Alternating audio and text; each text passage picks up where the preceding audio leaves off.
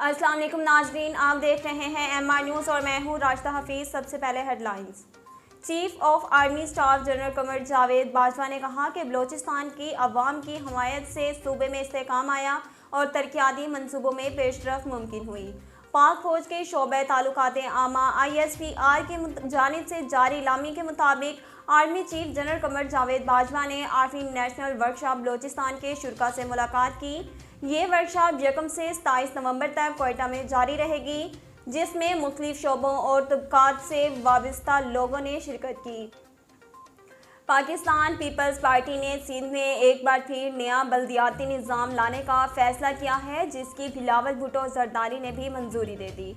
MR news की report के मुताबिक पाकिस्तान पीपल्स पार्टी के चेयरमैन बिलावल भुट्टो जरदारी ने सिंध में नए बल्दियाती निज़ाम की मंजूरी दे दी, जिसके बाद कल नए बल्दियाती निज़ाम का बिल असम्बली में पेश किया जाएगा। पाकिस्तान पीपल्स पार्टी बिल की मंजूरी के हवाले से पुरउम्मीद है और बताया जा रहा है कि मंजूरी के बाद बल्दियाती निज़ाम में बड़ी तब्दीलियां की जाएंगी। भारतीय नेवल चीफ पाकिस्तान और चीन के फौजी इश्तराक से परेशान हो गए। पाकिस्तान ने चीन से असलहा खरीदा है, जिससे खिते में ताकत का तवाज़न तब्दील हो सकता है। उन्होंने कहा, भारत को इंतहाई मोहतात रहने की ज़रूरत है।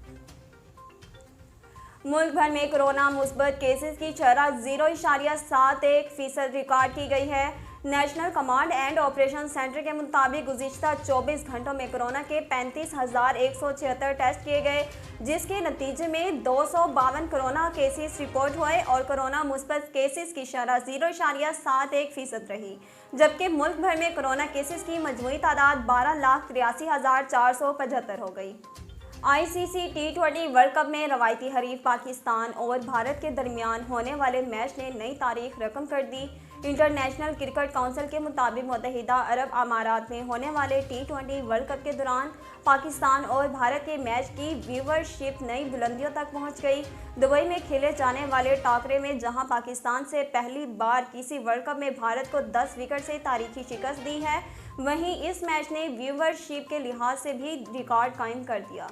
नाज़रीन, अब तक के लिए इतना ही। मज़ीद खबरों और तफसीलात के लिए हमारे YouTube चैनल को सब्सक्राइब कीजिए और हमारे Facebook पेज को फॉलो कीजिए। इसके साथ ही अपनी मेज़बान राशिदा हफीज़ को दीजिए इजाज़त। अल्लाह निगहबान।